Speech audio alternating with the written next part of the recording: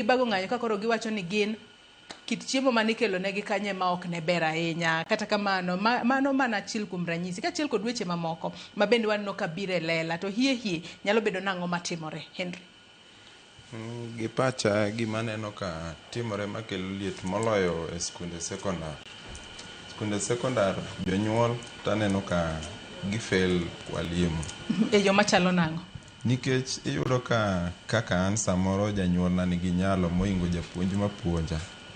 Koro japuonj mapuonja komiya suspension motera dala kowinjo napango gimoro kaka ng'anyo. Tiyudo ka janyuol na gi nyalo mare otemo buogo japuonj moritera dala. Koro kanya neno ka jonyuol seche moko nitie kaka failowa. Ok gidwa winjre gi jopuonje kaka ginyalo konyo nyithindo. To jopuonje on the other side bende fail jonyuol.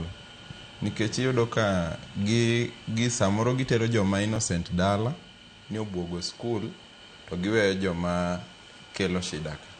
Kaka 2021 e skunda mar sekondar manasome nentie situation ndalo no noyudo ka an prefect mar skul. Koro nentie tension to kitero ni admin wach ok gidwa ng'iyo solution, gin gimedo buogo. Ing'eni kaka imedo buogo ng'ato joka bende medo bedo gi mor. Koro gichako ndiko gik moko e kor wall ni kama wabro timo kama to school ok dwa take action gi ignore. To ignorance mar admin no aneno ka kelo liet e high schools. To kichopo e mbalariany bende, mbalariany to ng'eny ni aneno ka administration ok winjre gi nyithindo. Moloyo bang' kane National Assembly no chenjo yor kaka iyiero student council. Iyudo ka election kochopo to wayiero jok mok nyal wuoyo e lo nyithindo.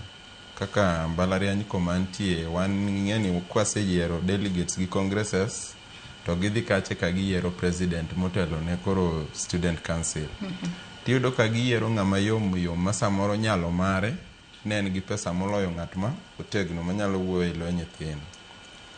Koro kanyo kelo yom nikech ka tension nitie kuomwa to ng'acho ok nyal wacho ni admin nikech obendo oberore mondo mi kik admin nene no ng'ama rach.